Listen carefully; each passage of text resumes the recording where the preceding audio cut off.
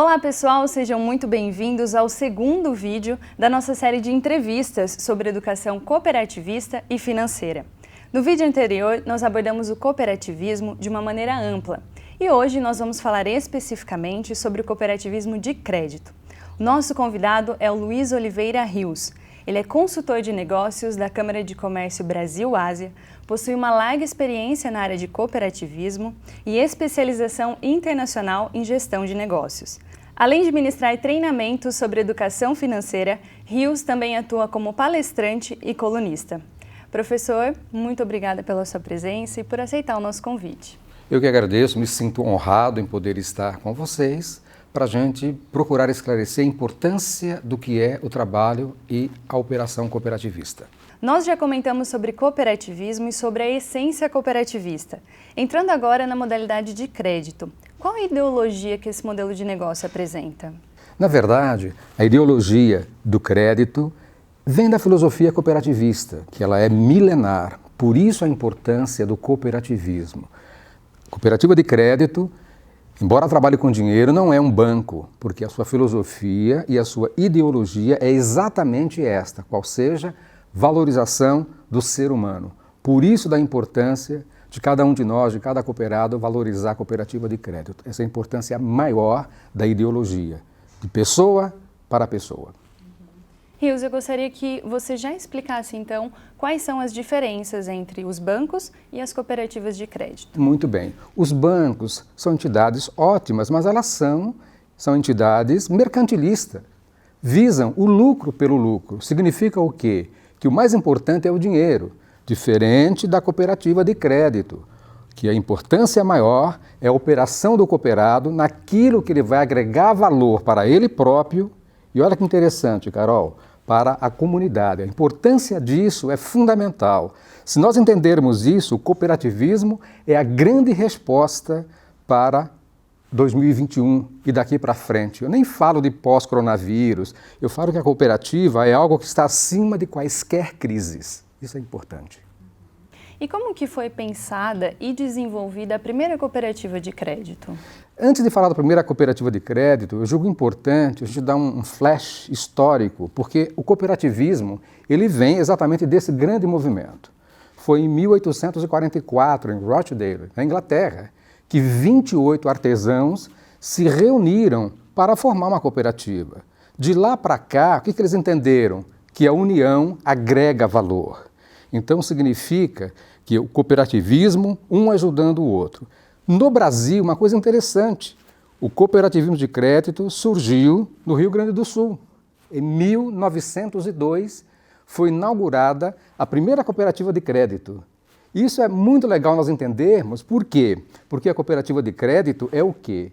É uma entidade segura, sólida, 1902. É só a gente fazer as contas. E ainda existe até hoje, Rio Grande do Sul. Então, a cooperativa de crédito no Brasil tem um lastro histórico de segurança. E na sua visão, as cooperativas de crédito, elas têm oportunidade de crescimento aqui no Brasil?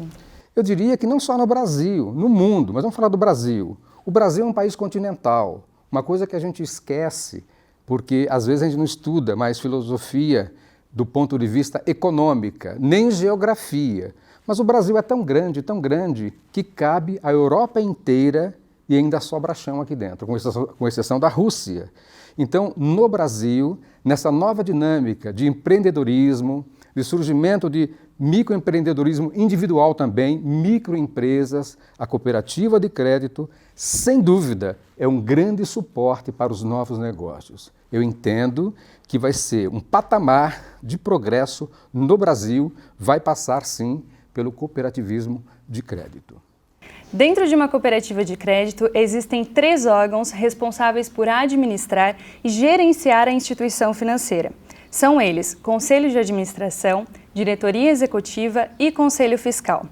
Rios, qual é a função de cada um desses órgãos? Muito bem, os 3 órgãos formam, na verdade, uma unidade sinérgica. Olha só, o Conselho de Administração, como o próprio nome já diz, é o conselho que vai gerar, no caso, as diretivas para que a diretoria executiva execute. Então nós temos um conselho de administração que verifica se as diretivas estão dentro da filosofia cooperativista, dentro da legalidade de negócios, e o conselho, na verdade, determina as metas a serem atingidas, os objetivos a serem superados, inclusive. E a diretoria executiva, como o nome já diz, executa. O conselho fiscal, ele vai fiscalizar a cooperativa do ponto de vista dos números, se as metas estão sendo atingidas ou não, se os números representam aquela transparência que toda a cooperativa... Por isso que é interessante. Eu quero aproveitar para deixar bem claro da importância desses conselhos, desses órgãos, é que dá segurança para o nosso cooperado. Então, conselho de administração ajuda a administrar. Diretoria executiva executa. Conselho fiscal fiscaliza. Existe também uma outra segmentação que divide as cooperativas em primeiro, segundo e terceiro grau. Por que existe essa divisão e qual é a função de cada uma delas? Na verdade, é uma divisão mais metodológica, mais de organização mesmo. Então, vamos chamar assim, cooperativa de primeiro grau, somos nós. Aquela cooperativa que é a varejista, ou seja, ela atende o cooperado no seu dia a dia, no seu balcão de negócios. Esta é a cooperativa, digamos assim, de grau 1. Grau 2 são as centrais cooperativistas, não é? São as federações, e grau 3 são as confederações, as entidades que congregam maior número de cooperativas, de centrais, todas elas focadas no desenvolvimento de negócios, mas eu quero frisar, com a ótica humana. E para que haja boas práticas dentro dessas cooperativas, é preciso que tenha fiscalização e controle. Dentro das cooperativas, quem assume esse papel? Muito bem. Dentro da cooperativa, de ordem interna, aliás, um detalhe curioso, a cooperativa de crédito, do ponto de vista da dinâmica no Brasil, ela é fiscalizada, isso é uma grande segurança também para nós cooperados, para todos os cooperados, ela é fiscalizada pelo Banco Central do Brasil. Por quê? Porque a matéria-prima de uma cooperativa é o dinheiro. A cooperativa de crédito, ela também integra o Sistema Financeiro Nacional, só que com outra modalidade. Muito bem. Então, a fiscalização de uma cooperativa de crédito também compete ao Banco Central do Brasil. E compete a cada cooperado. Olha que interessante. Cada cooperado, como dono, como sócio, ele também tem esse poder de fiscalizar, de pedir balancetes, de acompanhar. Por quê? A cooperativa de crédito é uma modalidade muito, mas muito segura. Todos nós estamos vivendo em meio a diversas transformações digitais. Essa evolução tecnológica tem contribuído para o desenvolvimento das cooperativas? Aliás, o desenvolvimento tecnológico, o avanço tecnológico tem contribuído para toda a humanidade. Na verdade, são dois grandes perigos que nós temos com o desenvolvimento tecnológico. Simultaneamente, quando cresce as invenções, as modalidades de gestão através da tecnologia, também cresce os crimes cibernéticos. É importante esse detalhe. Esse é um lado que eu diria muito preocupante nesse aspecto. Agora, sem dúvida, a tecnologia veio para somar. Hoje você pode, na sua cooperativa, operar. O sistema financeiro, de forma geral, você pode operar pelo seu celular.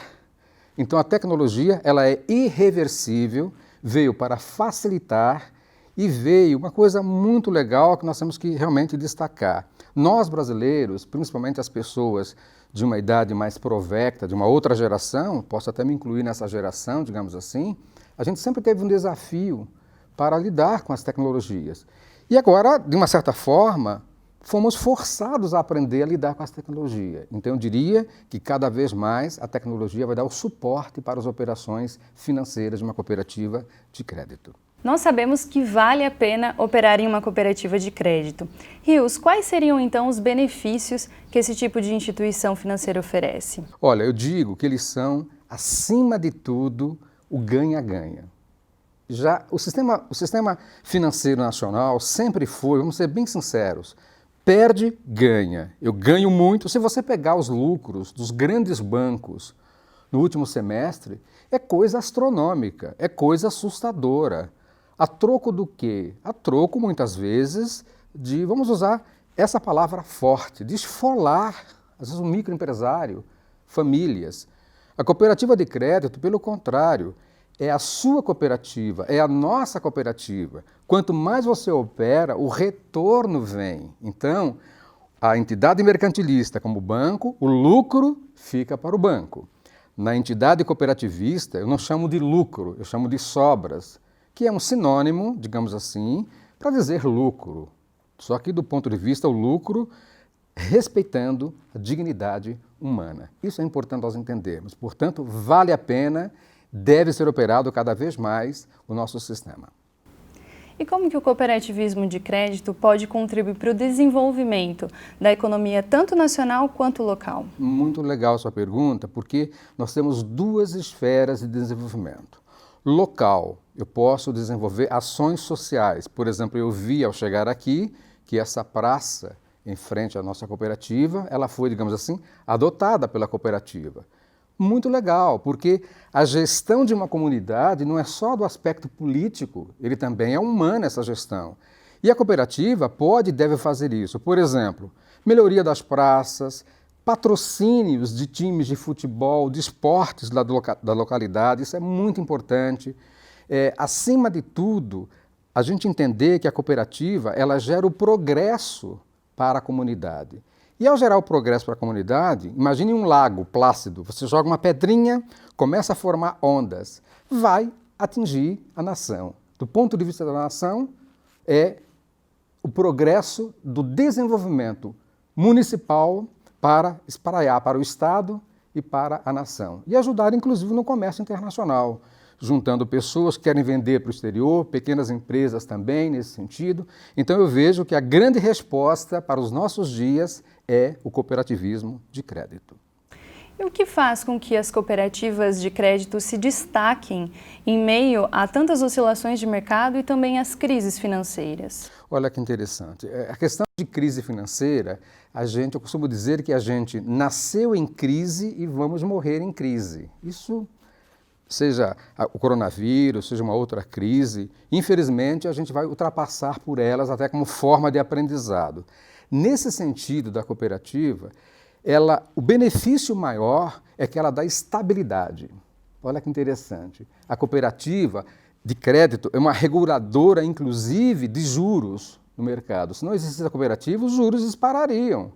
Só que ela é um marco, um detalhe que às vezes o cooperado não entende isso, que a sua cooperativa, a nossa cooperativa, ela limita, porque os nossos juros são juros de remuneração do capital, mas sem aviltar o ser humano. Então, daí a importância, o benefício maior e o diferencial maior da cooperativa de crédito.